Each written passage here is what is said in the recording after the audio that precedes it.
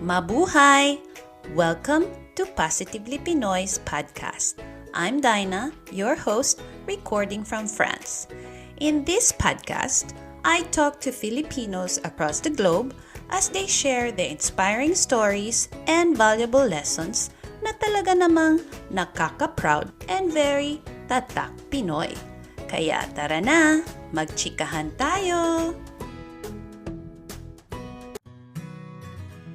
Xavier and I virtually met on a Facebook group of Montessori parents and teachers late last year.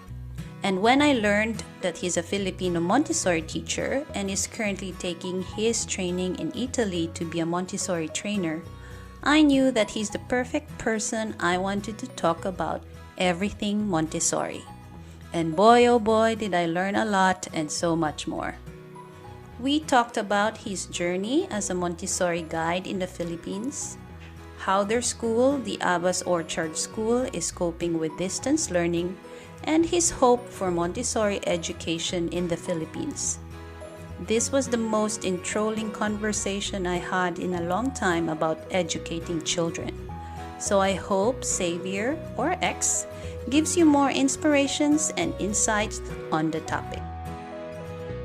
Yeah, I'm Xavier Barrameda. We come from the Manila, but then when I was about 6 years old, we had to move to Bukidnon. And then after Bukidnon, we moved to Cagayan de Oro, which was close by, but we had to move residences in Cagayan de Oro, where I stayed until I finished high school. And then I moved to Davao for college, and then I had to move to the US to train for Montessori and to work. Then I came back and we stayed in Laguna.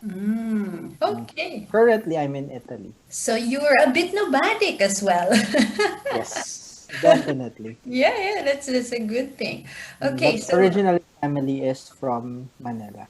okay. So yeah, I've met X actually on a Montessori international group. I posted a picture of grammar boxes, which was all over the place, and it was in English. It was actually the only English materials that we found in my school, and so like it was kind of everywhere, like it's mixed up, and so I don't know where to start or how to even organize them. And then so I posted it on the Facebook page, and he was one of the, and really like your answer and the file that you sent me was really heaven sent. And yeah, so then we got in touch, and I just knew that you're Filipino and that you are currently, or at that time you just moved to Bergamo, Italy, right? At the time when Yes. so then I told him like I need to talk to you more about Montessori and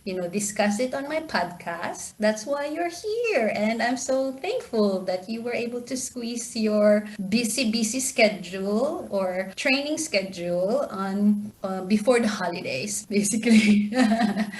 So yeah, X, as you prefer to be called that, right? Yes, everyone calls me Yak. Okay, so I guess the first question that I wrote here is, yeah, how and when did you discover, quote unquote, genuine Montessori philosophy, pedagogy, or education? Because I put it as quote unquote because in the Philippines, we have so many quote unquote Montessori schools, but it's not exactly the kind of Montessori that I know now. And that's why that I also would want to talk about now. So yeah, like how did you get into the genuine Montessori? My family, well, my mom was introduced to genuine Montessori back when I was still a baby. So really, my older brother and I were able to go to a Montessori school in Manila. It used to be in Pasay, but now that school has since moved to Merville. It's called the Maria Montessori Children's Foundation Incorporated.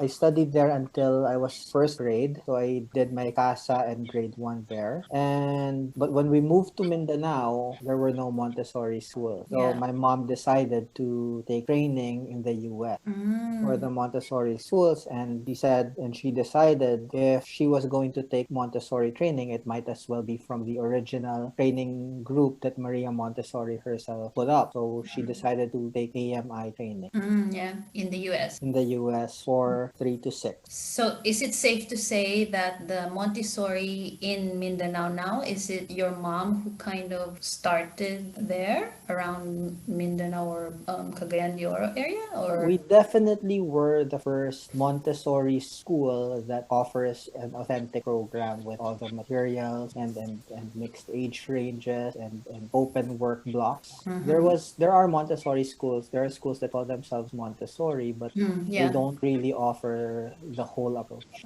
Yeah. Okay. As in, we keep on saying Montessori, and then I also said genuine. So for everybody who's listening now, can you please explain the difference between the traditional school education from a Montessori education? I think that's gonna fill up the rest of our time if I have to. Maybe three difference. Maybe I'd say, okay, you mentioned one, mixed ages, right? Yeah, So so if we were to consider some aspects that are really contrasting from traditional education to Montessori, number one would be mixed age ranges. See, Montessori studies human development. In fact, it studies child development, and that's a big part of our training. And what Dr. Montessori discovered is that development happens in stages. So in 6 year stages, so you have 0 to 6, 6 to 12, 12 to 18, and 18 to 24. And what Montessori discovered accidentally, if I may add, is that when you put children of in the same stage but of different stages, they tend to help each other more and they become more independent. So what's normal really for Montessori schools and what's very indicative, in fact, Dr. Montessori speaks about this as being characteristic of authentic Montessori schools. She says in one of her books, if the school does not have mixed ages, it's not a Montessori school. So the ages are either 3 to 6, so 3 years old to 6 years old together in one class, and then 6 to 9 years old, and then 9 to 12. But with elementary, you can also have an authentic Montessori school that have an age range of 6 to 12 years old. yeah, so yeah, the 3 to 6 is like that's what they call the children's house, right? Children's house. Some people in the States call it the primary program. Some people call it the CASA program. Or for the Philippine setting, it could be your kindergarten Yes. program, So right? it would be the kindergarten or the pre-K right now, I believe, including pre-K. Another aspect of that's different from traditional and Montessori would be the use of concrete manipulative materials. Yeah. These are materials that are aids to children learning themselves, where we call them didactic materials, meaning they teach the children. So the materials are considered as silent teachers who are very patient and non-judgmental with their corrections. Yeah. If you come inside in a Montessori school for the very first time, you may think like they're just kind of playing around. I would say for most people when they just kind of like look briefly into the classroom, it looks like the children are playing around. But no, actually the materials are pretty much as you said, manipulative and self-correcting for the children. Yes, in a well-run Montessori classroom, you won't even notice the adult. Yeah. Simply because the children are busy doing productive work regardless of what the teacher is doing. I mean, can you imagine a class of about 30, 35, 3 to 6 year olds with just one teacher and one assistant? People will think that's crazy. How can you manage 30 to 35 children? But the beauty of Montessori is in a well-established classroom, everyone's working. Yeah, and they're very, very quiet. They're very, very calm. The environment is just like so peaceful that you wouldn't think something like that is existing within, this age level of students. Because Very I myself was, a traditional kindergarten preschool teacher, and my classroom is not like this, or my students are not as calm as, when I transitioned into Montessori. It was one of the mind-blowing things that have happened to me. I was like, oh, what kind of sorcery is this? Like how come children are so calm, so quiet, quiet, so responsible, and just like so confident in many ways, because it was just like, oh, what's going on, what's happening, it's very, very calm environment, and just very, and you can really absorb that the children are also happy, are also very calm. So Very yeah. true. And you asked me to mention three distinct differences. And the last one, I would say that pretty high on top of the list is the role reversal of teachers and students. Where in traditional school, it's the teacher in front of the blackboard who talks and everyone listens and has to take note and then take a quiz or an exam at the end of the term. Whereas in Montessori, the teachers actually take a step back. They prepare an environment, they observe, and then they allow the children to learn for themselves. Yes. And also, I would like to add that in a Montessori, they use a lot of mat. Like they sat on the mat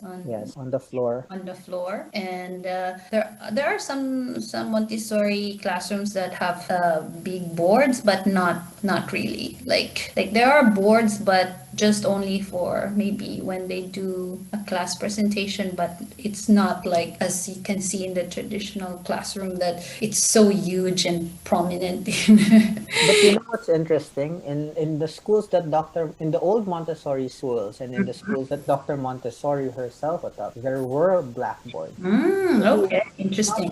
It's not the presence of blackboards that will make a classroom Montessori or not Montessori. It's how these things are used. In authentic Montessori schools, the blackboards are there for the children's use because it's so nice to be able to write on a chalkboard and erase things. Nothing's permanent. So it's in the manner in which these are used, and chalkboards are very useful for children who are still learning to write. Yeah. Also with the mixed age group, it's just so beautiful to see older kids helping the younger kids, Yeah. and younger kids like looking up to the older kids and just like really like follow them, and like really respect what they tell to the younger children. It's just Exactly. so beautiful. It was just like, what made you decide to learn and teach for Montessori? Let's see. Of course, our family runs schools in the Philippines. We have the Abba's Orchard, and we've been around for 20 years, so that would have made me 23. No, I was 13 years old when it was set up. Okay. Had no plans to teach. In fact, when I went to college in Davao, I took up anthropology. But after graduation, my mom wanted me to help out in the schools, and I was an assistant in the classroom for a while, and that's when I started to really enjoy working with the children.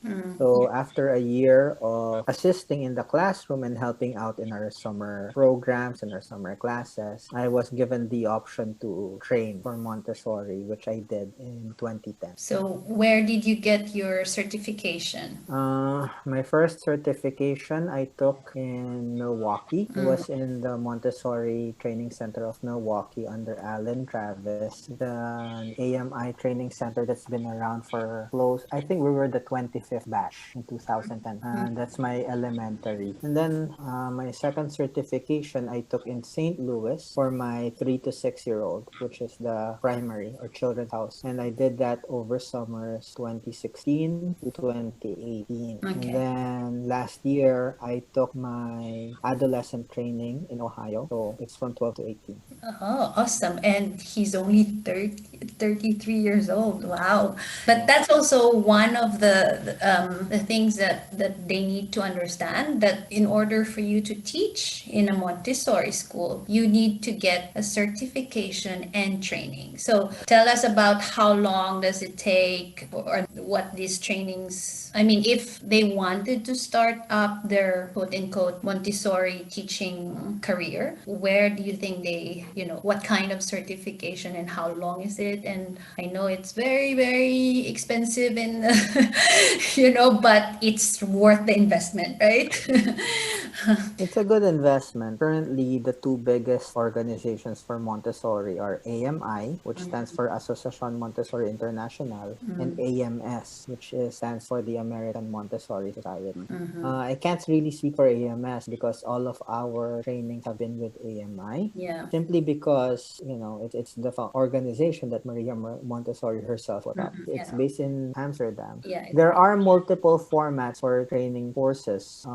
There is the academic year, which runs about 10 months, and then there are summer courses, which will depend on the level of course you want. Either 3 summers for children's house and elementary, or 2 summers if you want to go younger, the 0 to 3. As you said, it's really expensive. It's an investment, but with AMI diplomas, it becomes almost like a skeleton key because schools really look for AMI trained people internationally. Yeah, and it's also because like, the materials that they use in the classroom, you need to learn how to present them and you need to learn how to teach them. Obviously, if you don't know how to do these things, the children will not understand or or maybe all over the place because you did not get the training, the proper training for it. I would also like to add to that because of COVID, there are several, I guess, training centers who are also starting to offer online classes, although it's quite different, obviously, with the proper training in the classroom. Yeah. But yeah, like for me, I did the assistant teacher training online, and it was like a 2 months period of 3 days a week.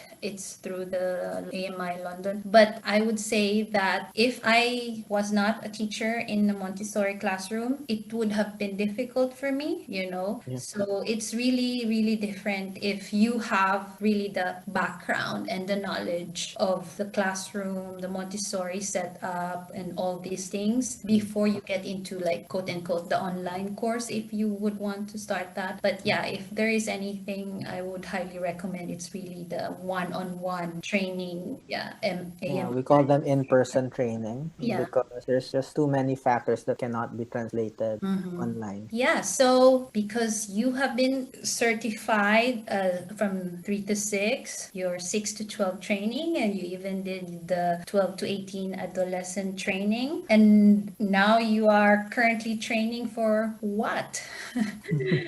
As you I'm are. training to become an AMI trainer. Okay, that's so cool. Okay, Yes. and how long is it going to be? And Straight training should take at least 3 years. So ah, I'm in first of 3 years, but I know people who've been doing it for 9 years already and have not yet achieved trainer status. So it's not. really? Yeah, that's why this is one of the reasons why AMI training is the most thorough and the most detailed because it's not easy to become an AMI trainer. Oh, so I thought like if you have, for me, I this is what I thought that if you have, several years of experiences in the classroom, most of the Montessorians or Montessori guides are like 30 plus years in Yeah. in education and they eventually become trainers. And I thought that's No, no, no, no. There's a whole training of trainers program that you have. Okay, so you have to also be certified to be a trainer. Yeah, Okay. after you get your AMI diploma, it specifically says in your diploma, this does not give one authority to To give. train others. But when you started your training, or yeah, as you became an educator, a Montessori educator, that matter, what were your biggest surprises? I mean, although yes, you went to a Montessori school as a kid,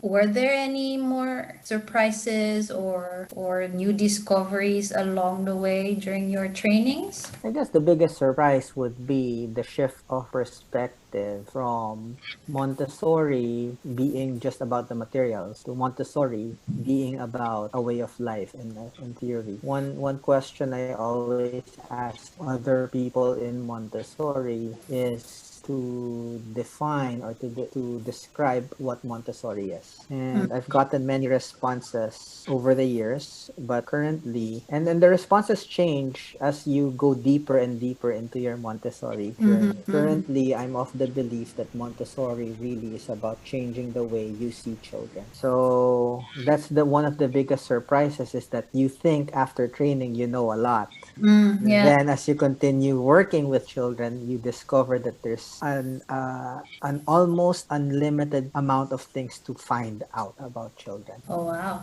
that's very profound. Yeah, I guess like this is where I will ask about, yeah, as because you said you asked a lot of teachers or people about what is Montessori to them in trainings. Like yeah, like when I did my training as well, there is a huge importance or emphasis on preparation of an adult.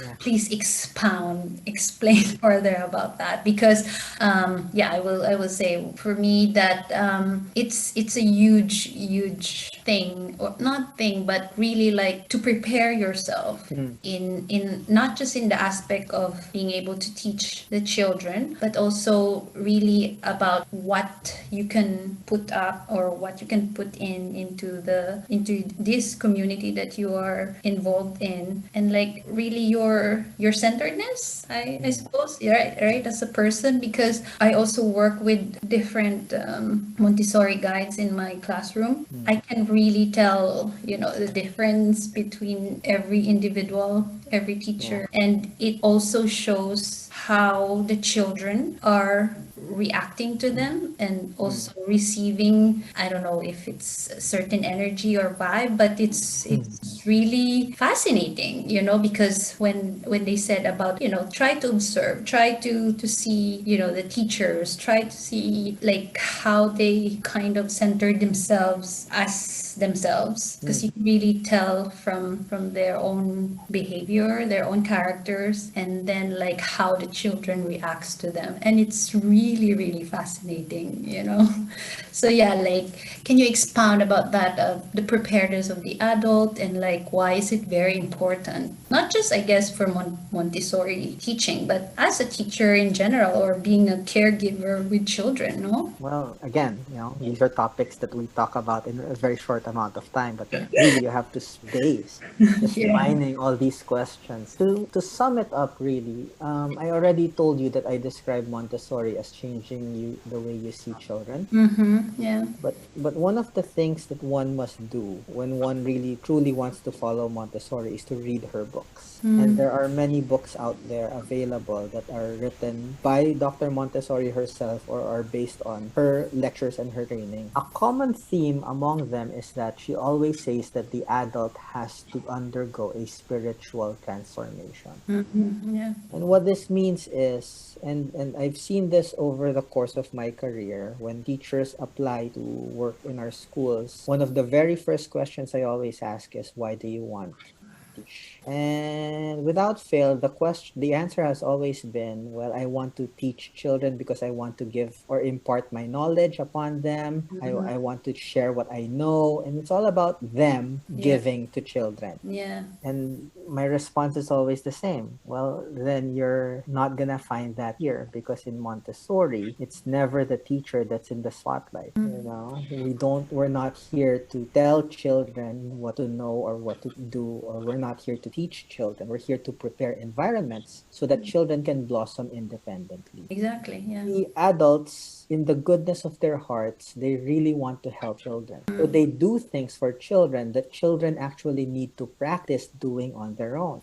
So there's that aspect of changing your attitude towards not giving unnecessary help to children, and really just supporting them towards what they actually need help with. And I understand it's very hard when adults are pressed for time and they have to go, but the child is trying to tie their shoelaces. It's much easier to do it for the child. But Yeah. then what did you take away from the child? Yeah. The opportunity to be able to learn from themselves, because everyone learns from struggles. Everyone learns from their own work. And so it's a mind shift. It's a perspective shift about not being the giver of information as the facilitator of children gaining knowledge for themselves. themselves. That's the first mindset that needs to be changed. And then the second really will be changing the way you relate with children, treating them with respect. You see, many people think they respect children, but then they start talking about their children as if they're not there when they're in front of other adults. Yeah. Itong anak ko kasi ang kulit-kulit, or alam mo, ang gulo-gulo ng kwarto ng anak ko. You wouldn't do that with another adult. So why do people think it's okay to do it with children? Yeah.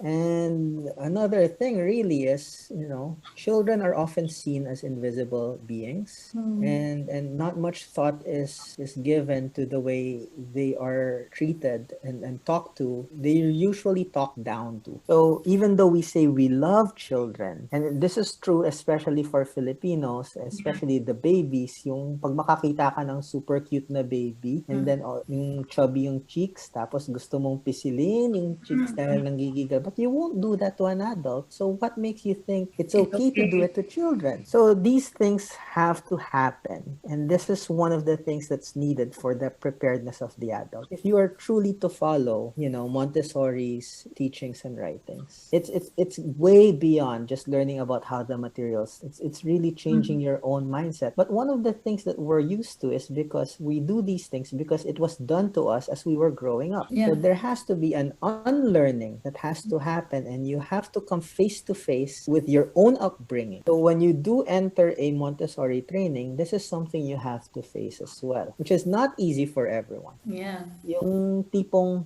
ganito naman ako pinalaki and I turned out well. But Yeah. that's ego talking. Grabe, no? Oh my God, that's it's easier said than done.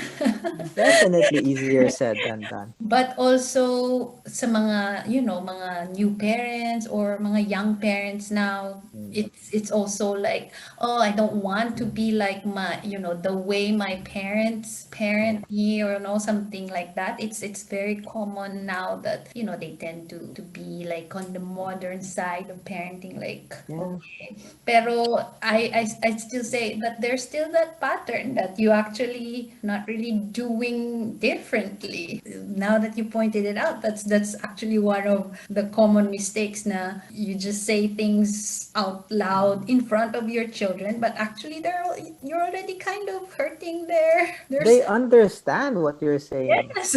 Yeah. It's oh my God, yeah. Oh, we can talk so much about this in like whole day. Yeah. But anyway, and then so yeah, like what were your early struggles? Because as you said there, for me, my early struggles when I transitioned into the Montessori, it's like that.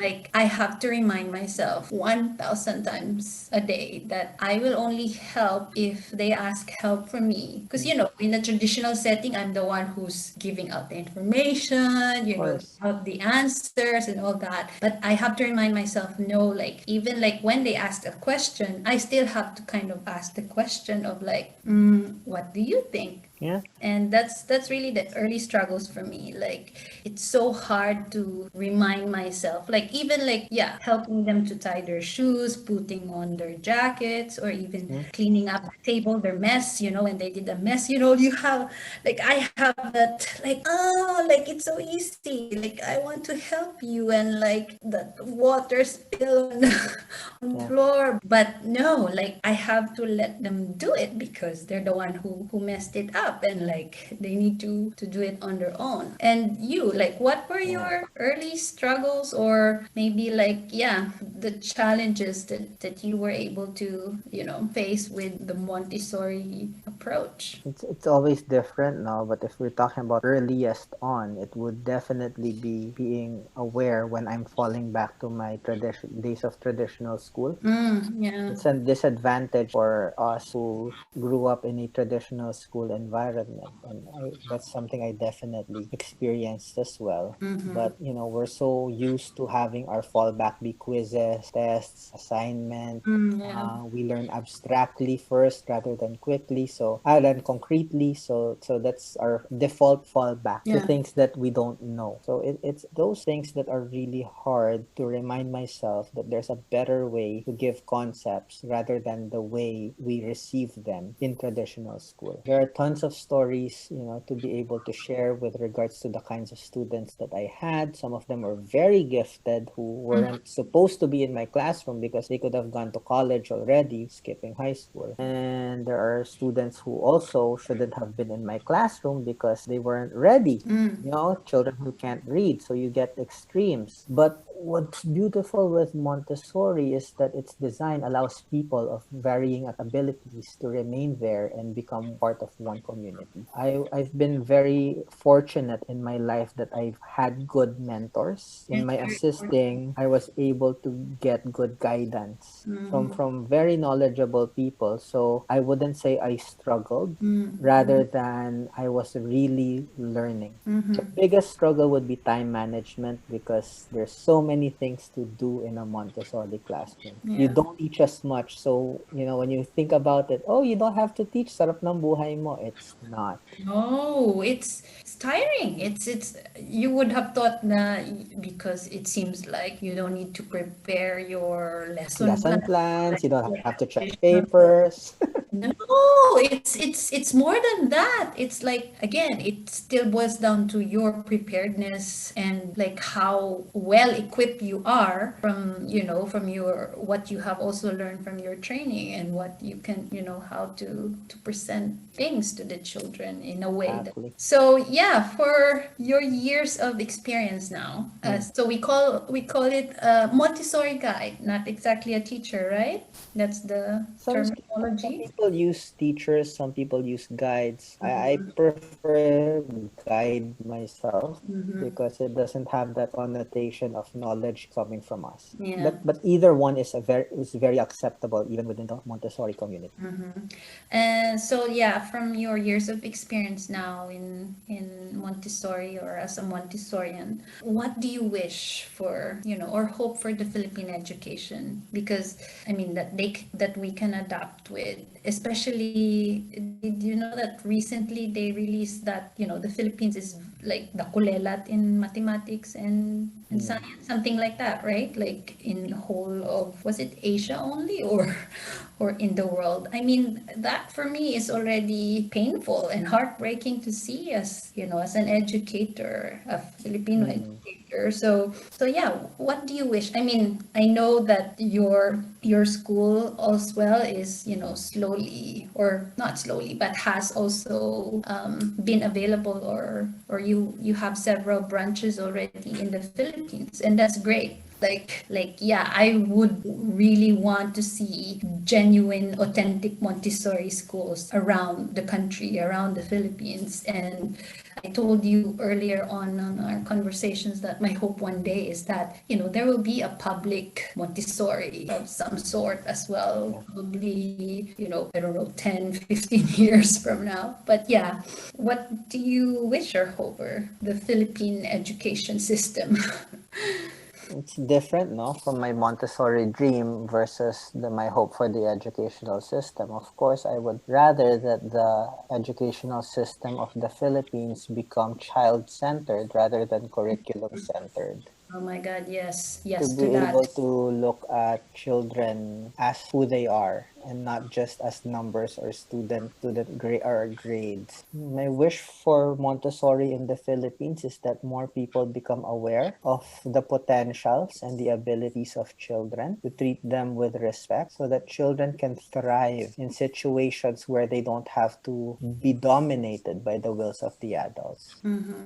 I know it's not an easy road towards creating public schools, but that's definitely a worthwhile goal because there are public Montessori schools around the world. Yeah, The that's US has had very successful public Montessori schools programs. I do know of a few in Europe, and there's, I believe, a pilot program happening in either Taiwan or Vietnam. But, it's not a far off dream, but a big question would be cost because it's not cheap yeah, to it put is. up a Montessori school, and it's not cheap to get the training and all the necessary materials. Whereas in a traditional classroom, all you really need are desks, a blackboard, and a rectangular room. room, and then you can handle, sometimes 50, 60 children in one section, which are Yeah. numbers that are not necessary. You can't necessarily reach with Montessori. So one thing at a time, and I really think the first and foremost will be awareness. Awareness with DepEd cabinet secretaries,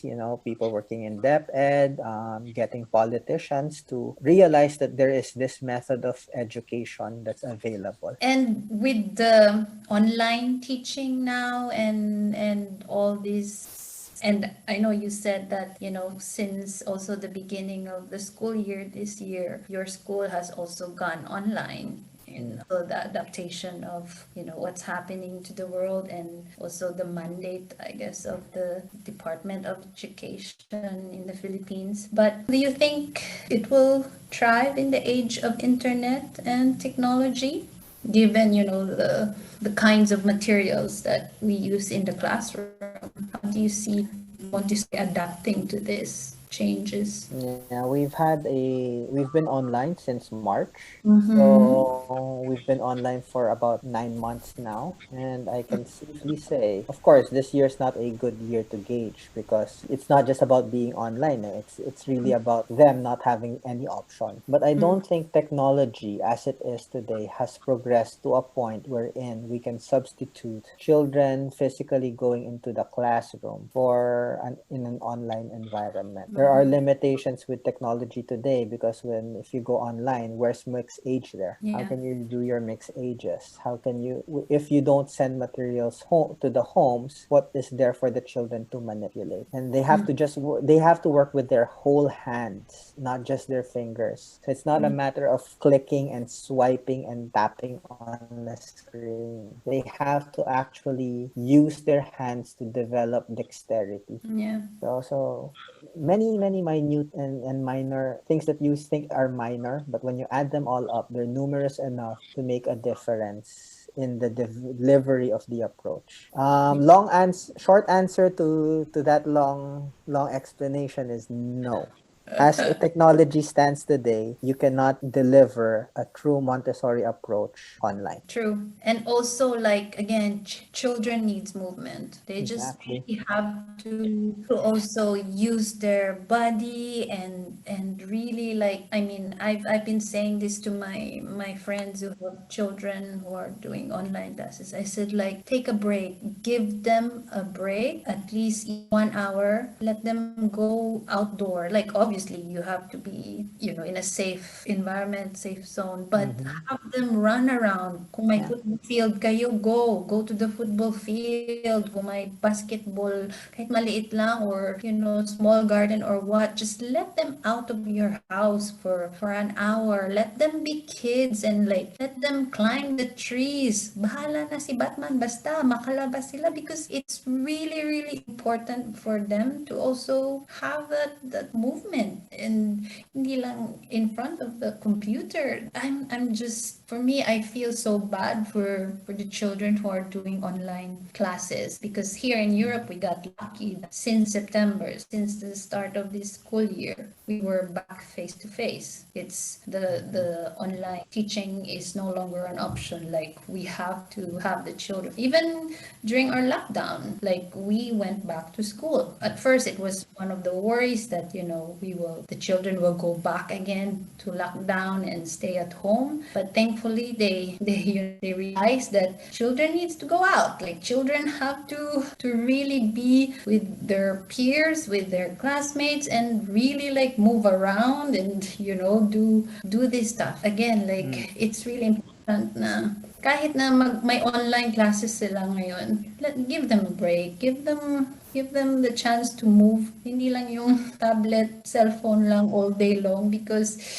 it's not good. God. That's true, no? And it goes back to, when things started to go online. Remember when we talked about our default being traditional? Mm-hmm. Yeah. So when people lost the materials and when people started to lose the ability to have a prepared environment, people fell back on their traditional school training. So there are a Mm-hmm. lot of Montessori online programs there that rely heavily on worksheets. And Yeah. I'm not even talking about just, not even considering during the traditional school na pang-submit na lang ng requirements.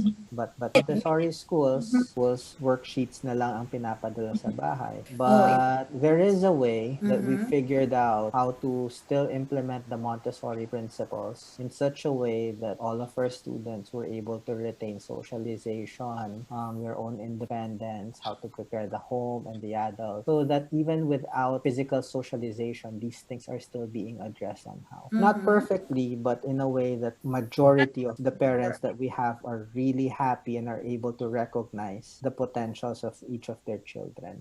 Reading one feedback that we have from a parent is saying this parent said, my husband and I are satisfied with and thankful about how AOS handled the online program. Dami kasing stories in other schools na maraming shortcomings ang online learning nila. Sobrang stressed mga bata sa ibang school. Mahirap talaga during the pandemic, but we make the best out of it. Sa nakikita ko, sa anak ko, hindi siya masyadong stressed sa setup. So it's about Nice, yeah. learning how to adjust to the children despite the pandemic. This is what it means to have a child-centered program rather than a curriculum-based centered program. So, if I may ask that, like, what exactly did you do? Because again, you said like the material, you still kind of like made materials available to them. How did it, That's a story for another day, definitely. But we were able to provide each of our parent bodies the materials that their children needed. As much as we can, we sent those home to the parents, free of cost. Okay. So, like, how many students do you have now in, like, say, in a one classroom? Overall, we have about 1,400 students nationwide. It varies from campus to campus how many students there are, but on average, we have about 25 to 30 children per classroom. Okay, that's good. That's a very good number. It's still, could imagine, yeah, children working in threes or in twos. That's nice. That's yeah, that's a very good number. I guess I go to my kind of like last question maybe.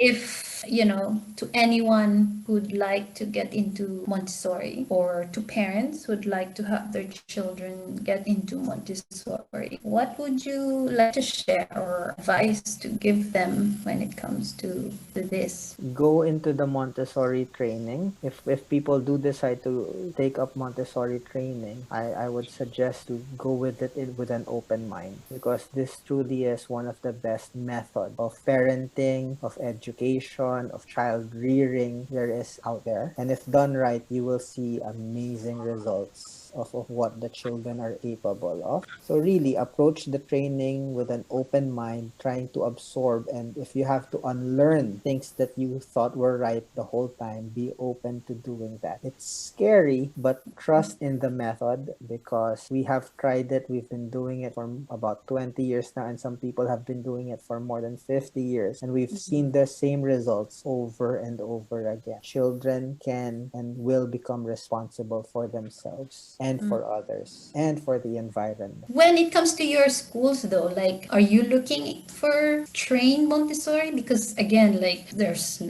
no training schools and classes at the moment in the Philippines. So how is that when, as from your knowledge, like, how can one teach into your school or Montessori schools in the Philippines if they don't have, what exactly you're looking for as a teacher? Different schools have different criteria. We accept teachers whether they're trained or not, provided that they're willing to undergo training. So we have our own training program that get them started on their Montessori journey. So yes, we have our own in-house training program, is what we call it, so that every teacher of ours we know will be able to deliver good quality Montessori education to the children in each of our classes. Okay, It's not an easy training program. So Oh, there are like- people who don't pass it. So before sadly. you hire them, is that how you wait? Do you hire them first and then you train them, or Yeah, we hire them first. We train them on the condition that they pass, and if they don't pass, then we don't continue employment. Okay, so it's kind of like they're under probation period during training, More kind or of. less. Okay. Yeah. Nice. One Okay. last thing I'd like to share now. You remember I mentioned that I asked people Mm-hmm. what Montessori is Yeah. in one or two sentences, and the most profound answer I got was from the AMI executive director, who is Lynn Lawrence. I was able to get the chance to talk with her. Oh, wow.